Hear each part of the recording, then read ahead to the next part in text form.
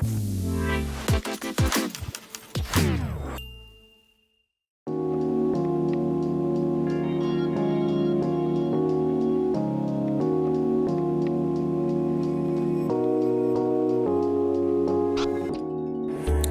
to the Dr. Jeff Show. On this show, I interview major thought leaders from many fields of influence to show how worldview changes everything.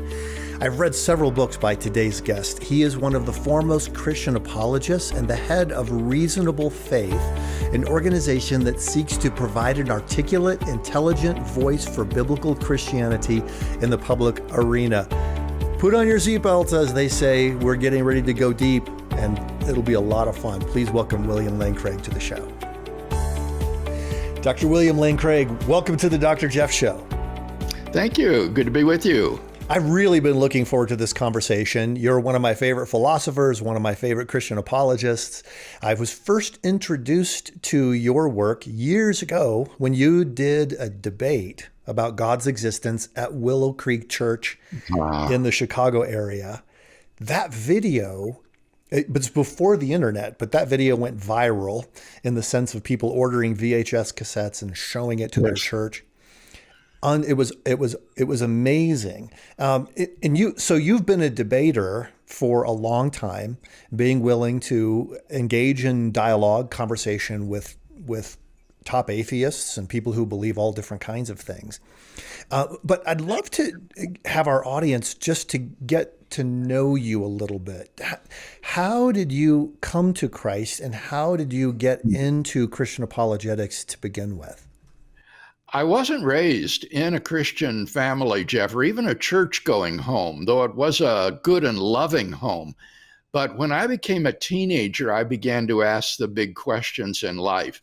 And to make a long story short, I sat behind a girl in my high school German class who was a radiant Christian and who shared with me the love of God for me. And I had never heard this before, the idea that God could love me.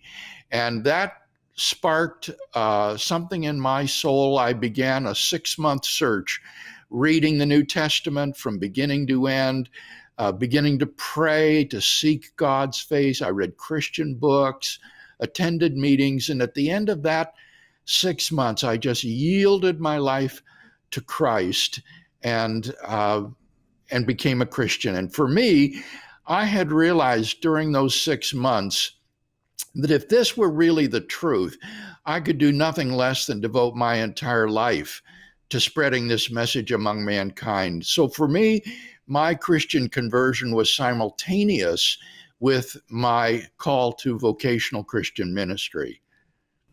And you went from high school, you went into your academic career, and you attended, and even through graduate school, at some of the top secular universities in the world. What was your experience like as a relatively young Christian in the academic setting? Well, when I went off to Wheaton College, I was only 2 years old in the Lord. And I have to tell you, Wheaton was like heaven on earth to me. Here was a Christian college where professors began in prayer before the class started, where guys in the locker room weren't swearing and telling filthy jokes. It was unreal for me being in that Christian atmosphere.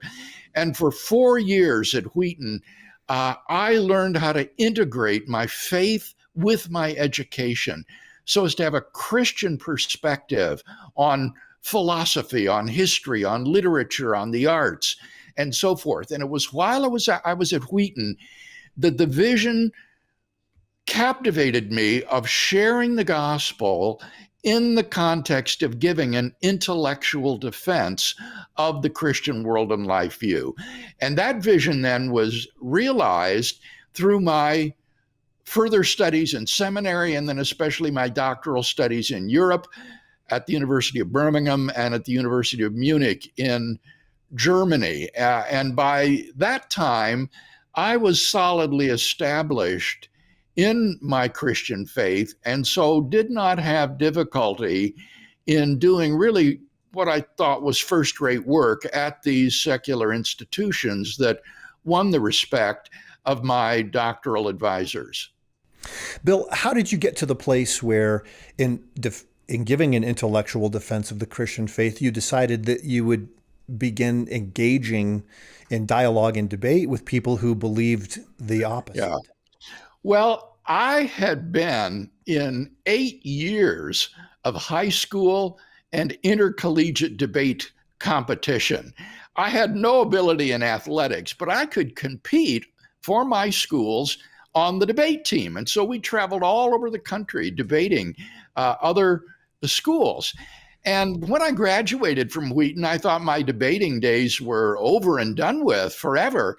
But what I discovered was that I began to receive invitations from Christian university groups in Canada to debate subjects like humanism versus Christianity, or does God exist?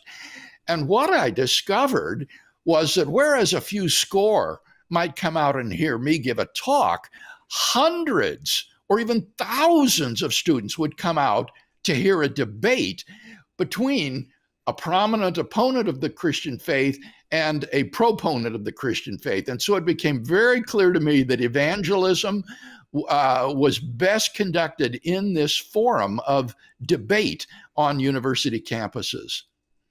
I would be curious if you have any advice based on your debate experience in high school and the university and debating people. And I appreciate you take seriously people who believe differently.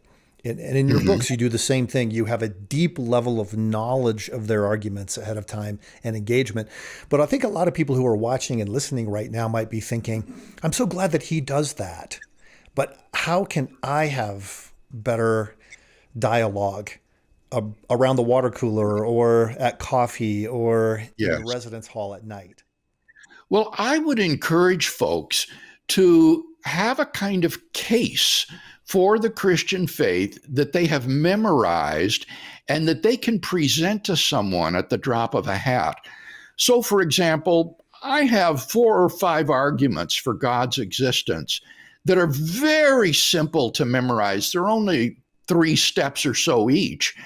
And when someone asks me, why do you believe in God? I can say, well, I can think of at least 3 reasons God exists. And at that point, he's got to say, yeah, like what? And then I roll them out. And if he says, well, that doesn't prove the Christian God, then I'll say, well, I believe that we have good evidence for thinking that God has revealed himself decisively in Jesus of Nazareth. And I'll begin to talk to them about the evidence for the resurrection, specifically for the empty tomb, the postmortem appearances of Jesus, and the transformation in the earliest disciples.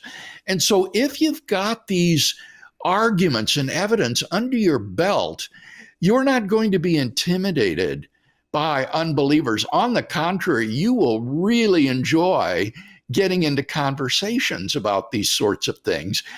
And I predict what you'll find is that the average unbeliever has never thought very deeply about these things.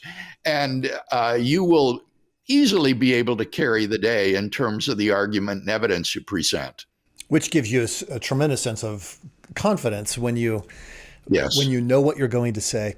And what appears to be spontaneous never is. I remember looking at the transcript of our the plan for a political convention once, and it said, after the candidate's acceptance speech, there will be a spontaneous 5-minute applause. Yeah. There's nothing spontaneous about it. You plan carefully. You think of what you would say so that when you give an answer for the hope that you have, it's not just off the top of your head or what first comes to your mind. And that's what 1 Peter 3:15 says we should do. It says, always be prepared to do this, which requires preparation in advance. Yeah. I'd like to turn our attention toward what I think is your most recent book, The Quest for the Historical Adam. And I'd love to dig into it. I know that all kinds of people watch this show, people who have been, their thinking has been framed by old age creationism, theistic evolution, young age creationism. And so there are lots of different viewpoints. And I love the fact that you open the book, The Quest for the Historical Adam, with this quote from Richard Everbeck.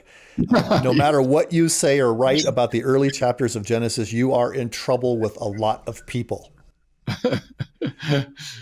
Yeah, that's exactly right. And that's what I'm anticipating. But so far, the reactions have been pretty good.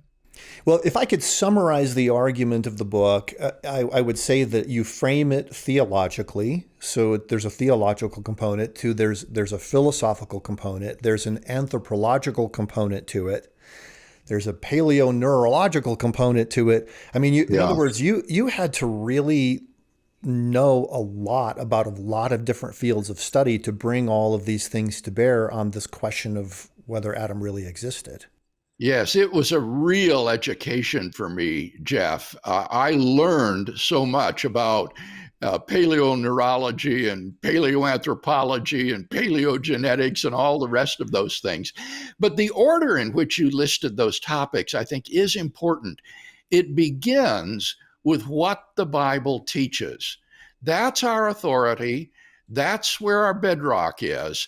And then, having determined what our biblical commitments are as Christians, then and only then do we turn to the question of whether or not this is compatible with the findings of modern science.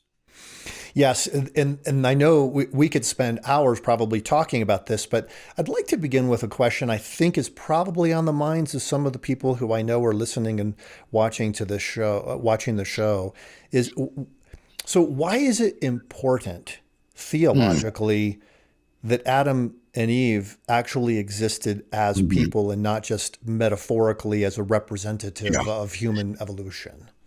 Well, for many Christians, say in the Catholic or Orthodox or Protestant Reformation traditions, who hold to the doctrine of original sin, the historicity of Adam is absolutely crucial, because if there was no such person, then the doctrine of original sin is just a fiction, and we can be held neither culpable for Adam's sin nor corrupted by it if there was no such person as Adam. Now, for me, Jeff, that's not a very important consideration, because I don't think that the doctrine of original sin, as it's classically understood, is taught in Scripture. I don't think it's there in Genesis 3, the story of the fall, or in Romans 5. But I do think that Paul commits us to the historicity of Adam, in that Adam was the floodgate, as it were, through which sin and evil entered the human race and then spread to all people. So it seems to me that we are committed to the historical Adam, not only by Genesis 3, but also by what Paul says in Romans 5. Now, if you then deny that there ever was such a person, this is going to have a major impact upon your doctrine of inspiration and upon the person of Christ. It will affect your doctrine of inspiration, because now you've got to say that the Bible teaches falsehoods, that the Bible teaches that there was a historical Adam and there wasn't. And so how are you going to adjust your doctrine of inspiration so as to allow that? That's a difficult process that I'd rather not go through. The other thing is Christ himself. If Christ is divine, then he must be omniscient. And that means, among other things, that he cannot hold any false beliefs. But I think it's very clear that Jesus believed that Adam and Eve were real historical persons. So if you say that Jesus was wrong in this, that he held false beliefs, how do you preserve his omniscience? And if you can't preserve his omniscience, how do you preserve his deity? So if we deny the historical Adam, I think this is going to cause major reverberations in our doctrine of Scripture and in our doctrine of Christ. It's so hugely important from a theological perspective for Christian doctrine, for our understanding of Christ's omniscience. And I know people who are in the sciences are now saying, okay, I get that theologically, But what I learned with my biology training was that that's not how history went. Is that really Yeah. where the conflict is for most people? Well, I feel certain that it is. I think that most people think that the first 11 chapters of Genesis, including the stories of Adam and Eve, should be read literalistically, as a straightforward historical narrative. And if that hermeneutical approach to Genesis 1 to 11 is right, that puts Genesis in massive conflict with modern history, linguistics, and science, and therefore occasions a real crisis for the truth and rationality of the Christian faith. So this really helps set up the case that you're making in the book, which is as you look at theology and philosophy and various sciences to help people understand how the biblical account of Genesis, I don't know if this is the best way to put it, is consonant with what has been the case for scientific investigation over the last 100 years or so that people have been thinking about this. Yes, I like that word, consonant or compatible. One isn't trying to prove the historicity of Adam and Eve. Rather, one is saying, given the biblical teaching that there were two and only two universal progenitors of the human race on this planet, is that in any way ruled out by the findings of modern science, or is that compatible with what we know of human origins on Earth? And the argument in the book is that that is compatible with what paleoanthropology and the sciences of human origins tell us. There's a lot to engage with in the book. And I would say it's written at a level where this is not your average bedtime reading book. Is that fair to say? I suppose so. Ben Witherington is a New Testament scholar at Asbury Seminary, and he wrote a review of the book, and he said, I had to laugh when on page 320, Craig says that this is a popular level book. He said, this is not a popular level book. He said, you theology students in particular are going to need to bone up on your science if you're going to understand and appreciate this book.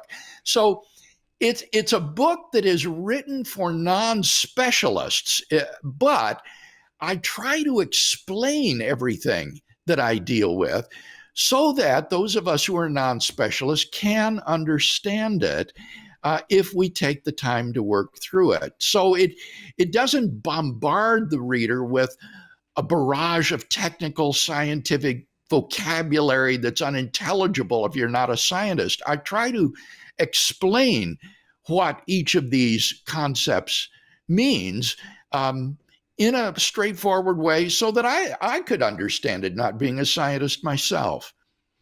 Yeah, that's really good. And I think that's a fair way to put it. I read some passages aloud to my wife Stephanie as I was going through it, and she said, "This is not my book." I said, "But this is my book. I love this. This is, because it's so meticulous, and you treat seriously the people who would disagree with your position. You outline their view, and then you respond to it, very much like you learned to do in high school debate."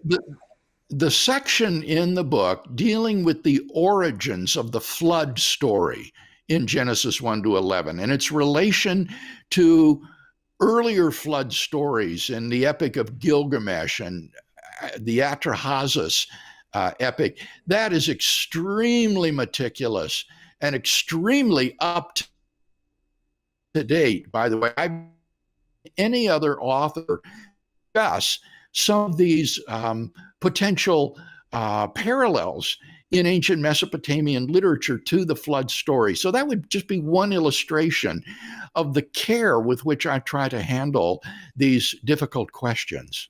Yeah. Well, let's try to talk about the argument a little bit. I feel like I just talked a bunch of people out of reading the book, and I want to talk them into reading it, but but you've Okay. got to take your time through it. It's not the kind of book where you can just sort of Yeah. flip through the pages very quickly and absorb the argument. There are a lot of things we need to understand in the world of theology and philosophy. And later in the book, you get into um, uh, mind body dualism and the nature of the Yeah. soul and what it means to bear God's image. Those are hugely important things. But let me start more toward the beginning of the book, because one of the terms you use the term myth in describing these ancient creation stories, and also apply to the book of to the first 11 chapters of Genesis. And when a lot of people hear the word myth, they immediately think of a made up story. How are Right. you using that term?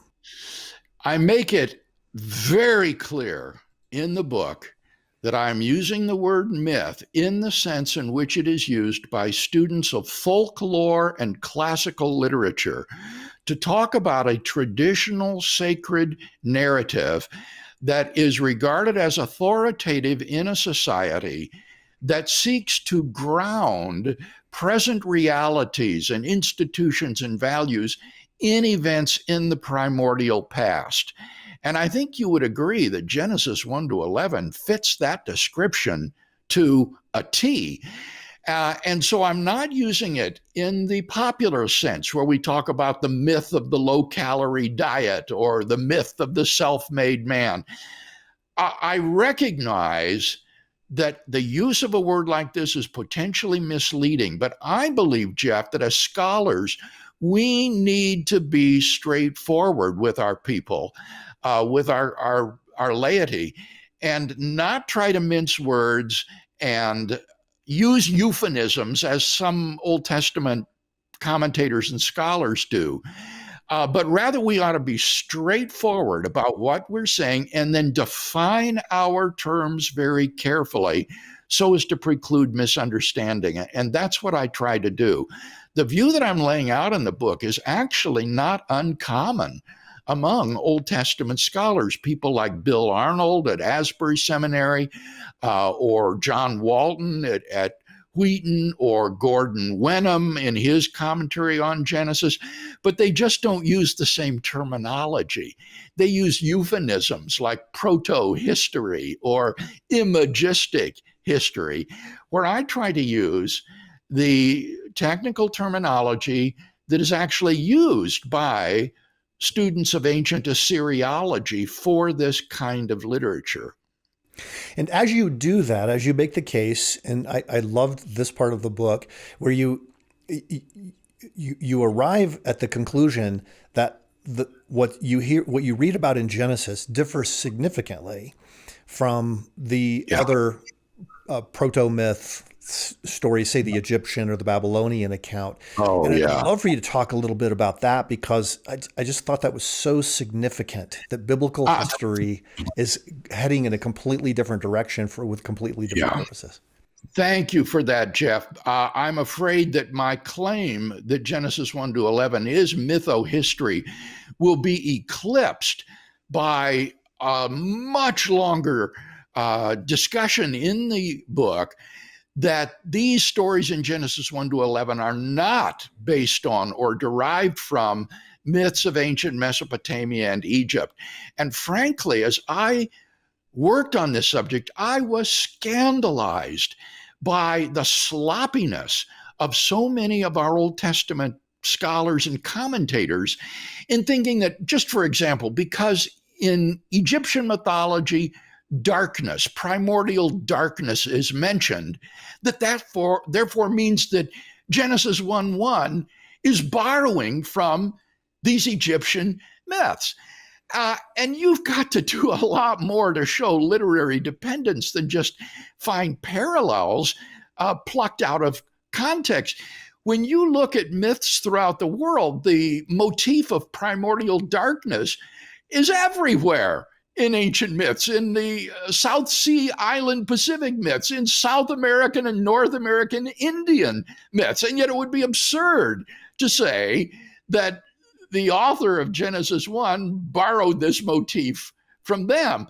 So there's a lot of real sloppiness here that needs to be corrected with respect to the degree to which Genesis 1 to 11 is dependent upon ancient Mesopotamian and Egyptian myths. What are some of the other things that we learn from the Genesis account about God, the nature of nature, and humanity that we wouldn't pick up from reading some of these other accounts? Oh, well, one certainly would be the transcendence of the creator God of the universe. The stars and the moon and the sun, the plants and animals, they're not gods. They're just things that God has made. And so, one of the claims I make in the book that I think is very interesting is that what the author of Genesis 1 did was to desacralize nature. He turned nature into a purely natural phenomenon which God transcends. And I credit the author of Genesis rather than the early Greek philosophers with that accomplishment of desacralizing nature.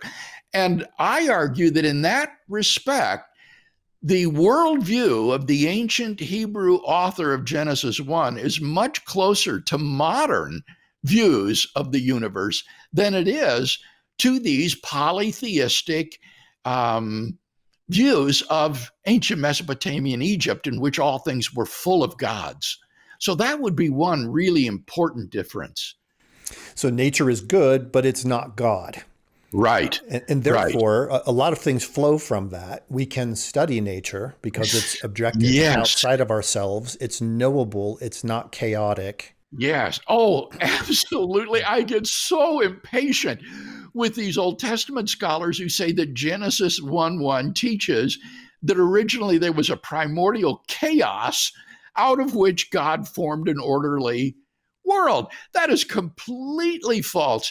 The scene you have in Genesis 1:1 and 2 is of an ocean at night with no stars, no moon. It's in darkness. But this is normal water. It has a surface. It has certain properties like liquidity. It has land underneath of it. When the water drains away, that land will appear. That water will one day fall from the skies as rain and water the plants and the animals. This is not a chaos at all. And perhaps one of the best proofs of that is that when the flood occurs with the story of Noah, it returns the earth to this primordial condition. And certainly that was not a chaos in the Greek sense. There was a boat floating on the surface of the waters. There were marine life in the waters, birds in the air above. This is not a chaos in the Greek sense. And so, again, a corrective is in order here to a lot of sloppy statements that Old Testament commentators make in this regard. And let me say one other thing too, Jeff, since you got me on a roll here. You made a very good point about since nature is desacralized, that means that it authorizes us as human beings to exploit nature, to discover its secrets.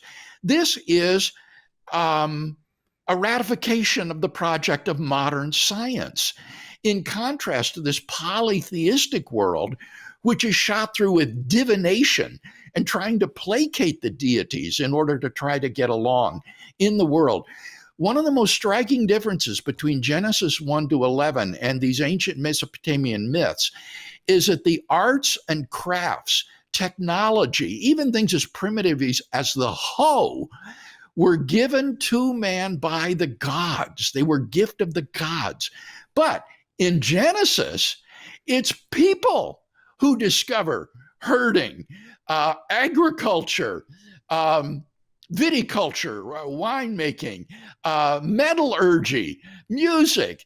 These are just human creations. Why? Because nature has been desacralized. Wow. I had not thought about the, the development of technology in quite that way. I think that's a really interesting observation. It goes back to the question of how do human beings bear God's image?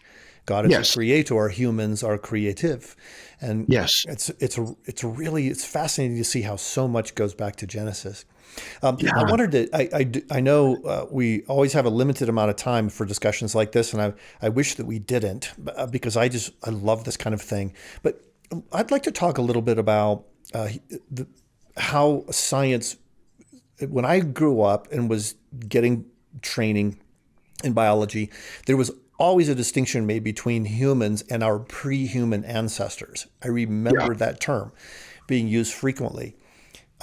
You really bust that idea down in this book, and I'd love for you to explain some of what you found as you studied about Neanderthal man and so forth. Yes. Well, I think one of the central insights of the book is that we should not identify humanity with Homo sapiens.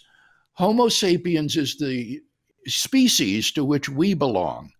But in the past, there were other species of human beings, like Neanderthals. And in the book, I present what I think is just absolutely convincing evidence that Neanderthals exhibited all of the same sort of cognitive human behaviors that Homo sapiens did. And they had a brain case size that was even larger than Homo sapiens. And so, frankly, Jeff, I am just not willing to write Neanderthals out of the human race. I think to do so would be a kind of racism, a sort of dehumanization of these people who were in the image of God just as we are. And what that means then is that if Adam and Eve are the universal progenitors of mankind, they have to be earlier than Neanderthals and Homo sapiens. And the most recent common ancestor for both Neanderthals and Homo sapiens is called Heidelberg man. And so I suggest that Adam and Eve can be plausibly identified as belonging to this species, Homo heidelbergensis, or Heidelberg man. Mm-hmm. And and this is really significant. What's occurring to me in my mind is we have to remember that the idea of species, as we think of it today, was also a product of scientific writing and thinking and categorization. To Sure. then take our categories and impose them backward on history would preclude a lot of people from arriving at the conclusions that you have. Yeah, it could because typically species don't interbreed, right? But we have decisive evidence that Neanderthals and Homo sapiens did interbreed with each other. They could be man and wife and sire children. And so in our genome today, Jeff, we carry Neanderthal genes. When I first learned this, I was just absolutely astounded that 2 to 3% of my genes are derived from Neanderthals.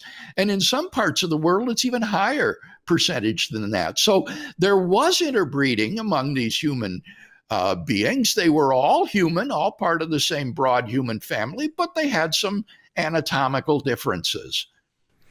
I'm trying to think of some of the questions that people might be thinking as they're at this point of the discussion, if they're still with us, that they're dialed in on probably a couple of things. And one is, then when did the image of God appear?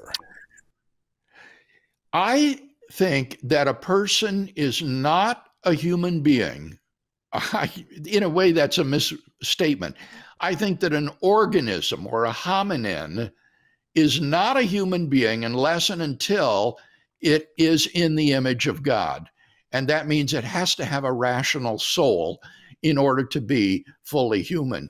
So whenever um, the first person created in the image of God, having a rational soul and able to know God, appeared on this planet, that would be the beginning of humanity in the proper sense of the word. And that's why I don't believe that there are other people in history, even in prehistoric times, who were human but not descended from Adam and Eve. In order to be human, you had to be descended from Adam and Eve because they were unique um, as the universal progenitors of all mankind. They were created in the image of God, and it was their children then that carried that image forward. Can you talk a little bit about the in Genesis 2, when God created man and he became a living soul? Mm-hmm. Because when I was taking a psychology class once, and it occurred to me, my professor is studying psychology, the study of the soul, but he does not actually believe in the soul.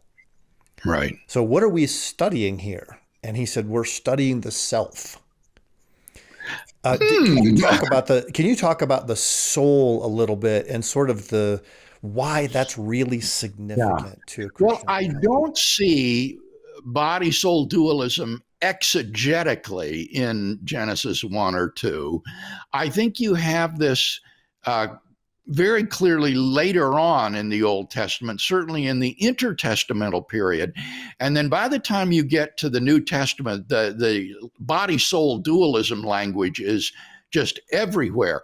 And the fact that Paul can talk about an intermediate state between the death of the body and its resurrection from the dead at Christ's return shows that the soul can and does exist independent of the body. And I think that commits us to body soul dualism. Um, so, in order to be the seat of a rational soul, the body has to have a nervous system and a brain that is sophisticated enough to provide the sort of substratum for thinking and rationality and moral agency and all the rest. So I would imagine that when God formed Adam and Eve, if he didn't do so just de novo out of the dirt, but if he formed them out of pre-existing hominins, there would have to be a sort of biological and spiritual miracle take place that would equip them to be rational beings in God's image. I'd like for you to talk briefly about language in that sense, because that's another area I've always Oh, thought is a real problem for if you have a strictly naturalistic evolutionary mindset. The appearance of language, and that symbolic, phonetic language, right. is very difficult to arrive at. But in Genesis 3, the people are talking. Yeah. It's You're absolutely right that language is a dead certain indicator of humanity. Uh, you can't have language, properly speaking, without human persons. And here I do a study in the book on supposed animal communication systems. Very interesting the way animals alert one another by their cries and so forth. And these are not properly speaking language because the sounds have no reference. See the discussion in the book. Um, so the question is, when does language first appear in the history of the earth? Well, that's very difficult to tell because obviously, until you have writing, how can you tell whether or not they were speaking? So, what you look for would be manifestations of symbolic thought that would be sufficient for language. And here, the presence of cave art is very significant. When you have cave paintings, which represent, via the use of colors and images, things like horses and a pride of lions and a rhinoceros, then you know you've got the sort of symbolic thinking that allows that person to represent those things with words as well as with paint on the wall of the cave. And so part of the book explores when we first see this sort of cave painting going on in the past. I thought that was fascinating too. And you put the pictures in the book, which was really helpful to me because I had never Yeah. thought before that these cave paintings weren't just stick drawings of things. They were animals that we would recognize, and they were animals doing things. There was action, Yeah. there was motion. Yeah. And they're gorgeous. When I look at these, I think if you were to ask the average man, draw for me a cartoon of a pride of lions, Can you imagine what it would look like? These stick figures. I mean, it would be horrible. The average person has no artistic ability. And you look at these cave paintings of lions, and they're breathtaking. They are so beautiful. And they're even better, Jeff, than the pictures in the book, because unfortunately, the pictures in the book are only in black and white. Look at those things online in color, and they are dazzling. Wow. Well, this has been a really fun discussion. And I think if I were to draw a conclusion from it, it's that if you believe in Adam and Eve and you trust Scripture as your authority, you're not crazy from a scientific or philosophical standpoint. And whether people agree with the conclusions you arrived at or the way you arrived at them, that's a huge contribution to biblical theology. Thank you. Well, thank you, Jeff. And thank you for this interview today.